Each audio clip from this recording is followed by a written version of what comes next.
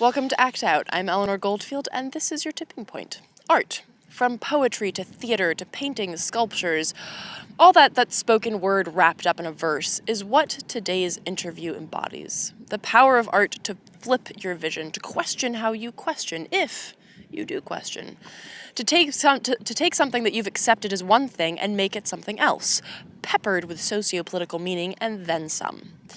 Anna Teresa Fernandez is an artist who works in a variety of mediums, from ice sculpture shoes to performance art utilizing a white stallion and a sinkhole. Her work has caused more than a little controversy, from anti-immigration fanatics in Arizona, as well as nuns in Spain and a lot in between. Focusing on immigration and women's issues, she pours her own story as both an immigrant and a woman into all of her pieces, pushing the viewer once again to question. Not just themselves, but the system that they live in. Take a look. You have a formidable collection of what you call social sculpture. Let's start with the latest one that I saw, Baranda la Frontera, which is erasing the border. It started as a painting, if I understand correctly, and then turned into a 3D installation. Talk about this work, your inspiration, and why and how you did it. Well, it actually started as a performance and intervention in 2011. And then it became a painting. And then it became a community engagement process. And then it became a triptych where it was done in 3 locations. So it's the first time I did it was in 2011 in Tijuana, which was the border that I actually had to cross when I was moving to the States when I was 10 years old. Um, and it at the time, there were so many stories of people being deported, people that have existed and lived in the States for over 20 years, and families being divided, and all these structures that, were being held in place all of a sudden became ruptured. And I think, sadly to say, during Barack Obama's presidency, it's the most amount of deportations ever in history. And so there's a huge amount of frustration and anger that you feel around that area. It's not just only people risking their lives to cross the border, but it's like people that already belonged here in the States being sent back. And I think it was this frustration that led me to want to do this intervention in 2011, which was to just create an illusion of what if there was a morsel that was missing? What if there was a hole in the wall? And using kind of what I have as a weapon, which is paint. I'm an artist and I'm a painter, and so I thought I could use that as a way of expressing my ideology of what I want to see in place. Something I found interesting looking through your work is the descriptions that you write, and I'll get to some of the other ones in a second, but in this description, you use a quote, "If a color cannot cure, can it at least incite hope?" Talk about this power of art, even something as simple as a color, which you used blue. Color can be so powerful. It just provokes the imagination in a different way where there's no text, there's no explanation, there's no essay. It's just like a block of color placed in front of the wall that gives the sensation of sky, and then the obfuscation of the wall blending into the sky. And I think it triggers the imagination in a different way, in a way that text can't trigger it. And I'm also curious, it's sort of in the same idea of painting onto a wall and having it mean something else. The the piece you did, The Pillars of Strength. And it speaks so well to this idea of opportunistic art. You walk into a place and you're not supposed to necessarily use that. I mean, obviously the border wall isn't meant to be, a canvas, but then you create a canvas out of it by saying, okay, well, what if we look at it this way? Talk a little bit about like how you go about, using this sort of opportunistic style of painting, in whether that be the Pillars of Strength or like the border wall.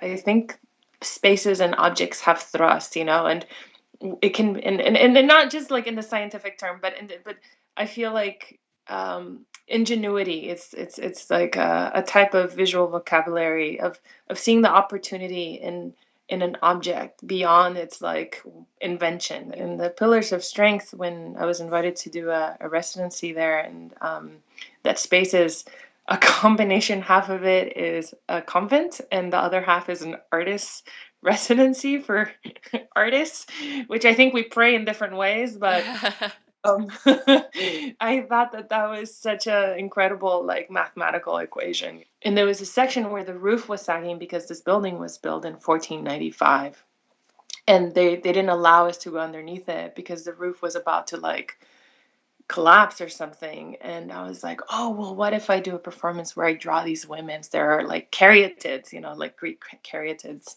holding up the space. And the ironic thing was that the nuns were just like, they saw it and they were like, oh, we don't want women with exposed arms and legs holding up the walls of our church and like where we come and pray.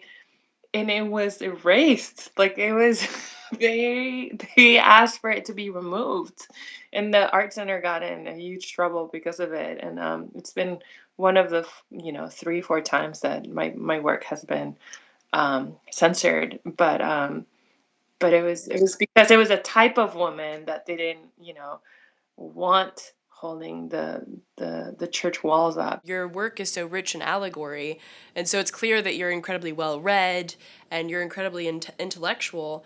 You use everything from Plato's cave to poems to writers to activists that inspire your work. So I'm kind of curious, how do you find these pieces?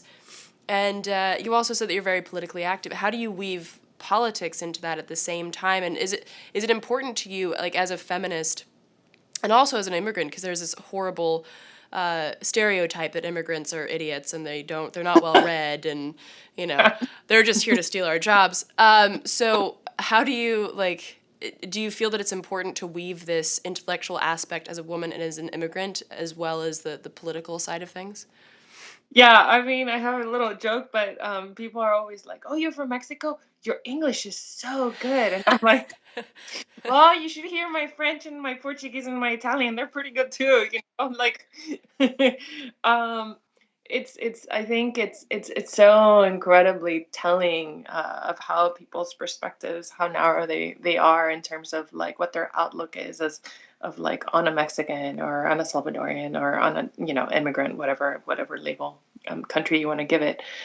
But I think I was incredibly privileged in the sense that I grew up in a very, very like creative and intellectual family that was kind of like the priorities. They were heavily focused on just kind of consuming information, and not just information in terms of like what's information today, kind of the ideology of information, but like consuming information via literature, via experience, visual experience, writers, artists, thinkers. As I got older, like you just start kind of informing your imagination in a different way, and being able to see different ways of experiencing the world, through words and through images. And so you start picking up on moments that are magical within the everyday, and you start kind of having a more microscopic look as to what the possibility is, and just being enchanted with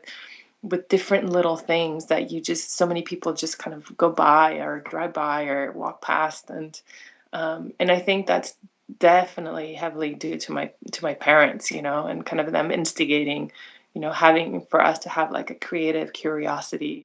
So finally, I wanted to ask you, because you have paintings which I assume are hung in galleries, and I saw that you have connections with galleries. And then of course you have these pieces that are the opposite. They're basically street art or wall art or what have you. What is the importance to you of creating these pieces that are out there so that anybody, whether they have access to galleries or not, can see them?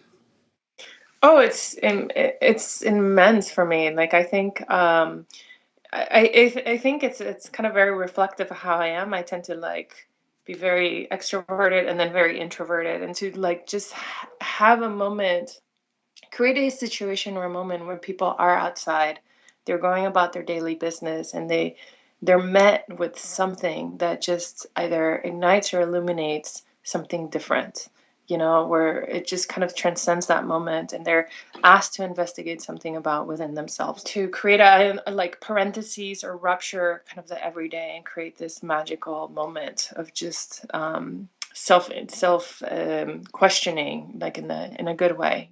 Of course, you have that with either the wall as well. Like, why do you see the wall this way, and why do you see it as a good thing, a bad thing? Yeah, and why is it so? I mean, to me, it was so incredible to witness like the amount of hate that came out of me painting the wall, and I'm like, why is it so threatening that I just placed paint on a wall? Like, how did it infuriate people so heavily? Like, why? Like, why are people so afraid of the imagination? Like, why are they so resistant to want to see it differently? For more information on Anna Teresa and her work, visit AnnaTeresaFernandez.com.